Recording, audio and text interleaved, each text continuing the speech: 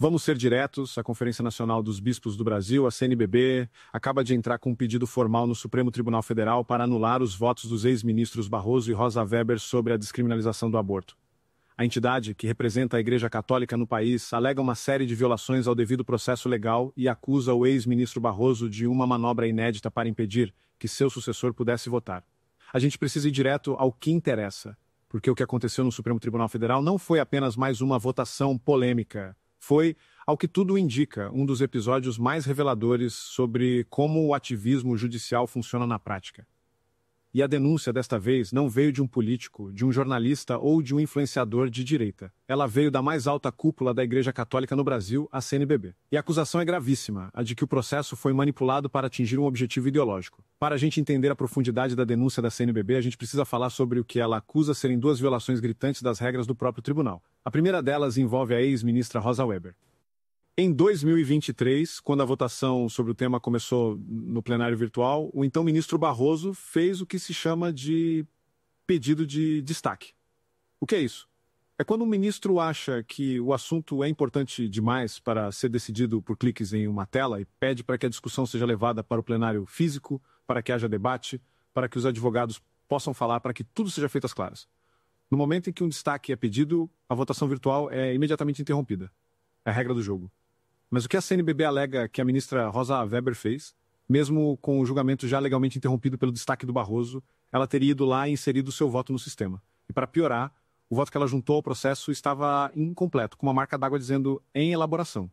É como se, em um jogo de futebol, o juiz apitasse o fim da partida, e um jogador com o jogo já parado, chutasse a bola para o gol e dissesse "está valendo". Não faz o menor sentido.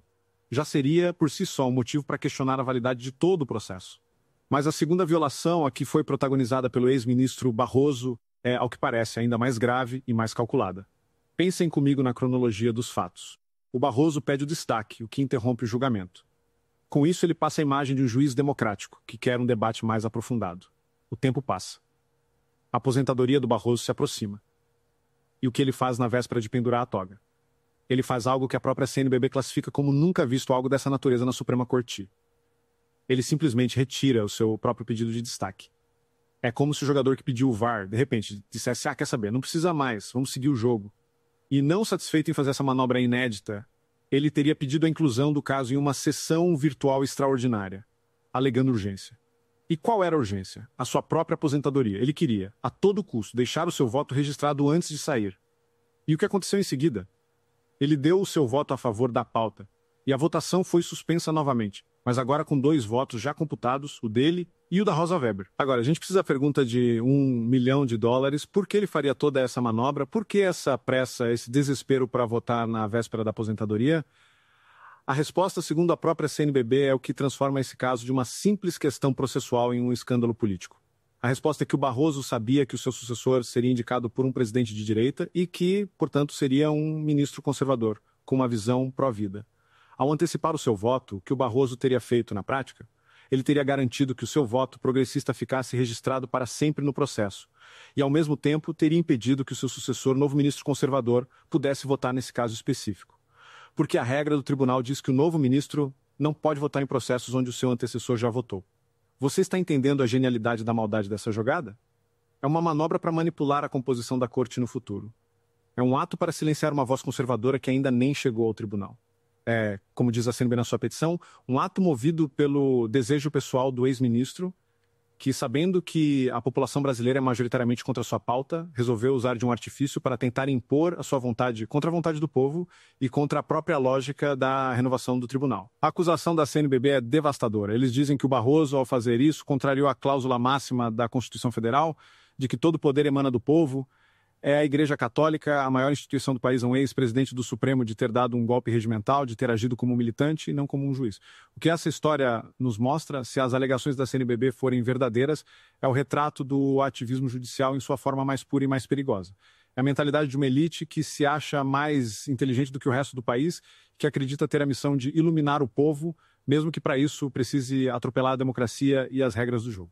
A prova de que, para eles, os fins parecem justificar os meios. E a gente precisa lembrar que essa não é uma atitude isolada do ex-ministro Barroso. A gente já viu essa postura em vários outros momentos. A gente viu quando ele foi a um congresso da UNE, no meio de militantes de esquerda, e gritou que nós derrotamos o bolsonarismo. Que juiz imparcial sobe em um palanque para comemorar a derrota de um dos lados da política. A gente viu quando ele, de forma arrogante, gritou perdeu Mané para um cidadão que o questionava em Nova York. E agora a gente vê essa suposta manobra final, essa tentativa de deixar uma herança ideológica que nem mesmo a renovação da corte poderia apagar. O que a ação da CNBB faz é jogar uma luz potentíssima sobre essa questão. E ela cria um problema gigantesco para o Supremo, porque agora não são mais os bolsonaristas, os radicais de direita, que estão questionando a lisura do processo. É a Conferência Nacional dos Bispos do Brasil. É uma instituição com uma credibilidade histórica, que não pode ser simplesmente ignorada ou rotulada como antidemocrática. E o que acontece agora? A bola está com o próprio Supremo. Eles terão que julgar o pedido da CNBB, eles terão que decidir se os atos de seus próprios colegas foram legais ou não. Será que eles terão a coragem de anular os votos do Barroso e da Rosa Weber e admitir que o processo foi, sim, viciado? Ou será que a gente vai ver o famoso espírito de corpo, o corporativismo, falando mais alto, com os ministros se unindo para proteger uns aos outros e para dizer que, no fim das contas, não aconteceu nada de errado? Independente do resultado, o estrago na imagem da corte já está feito. A ação da CNBB é um documento histórico que registra, para a posteridade, a denúncia de uma das maiores manipulações já vistas no nosso judiciário. E ela nos dá, a nós que lutamos por um Brasil mais justo e mais democrático, uma nova e poderosa arma.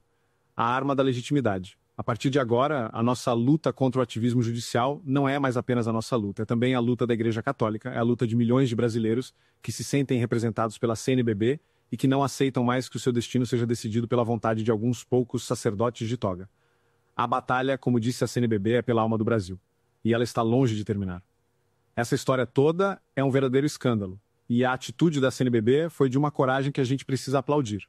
E agora eu quero saber a sua opinião. Você também acha que o ex-ministro Barroso agiu como um militante para tentar impor a sua agenda?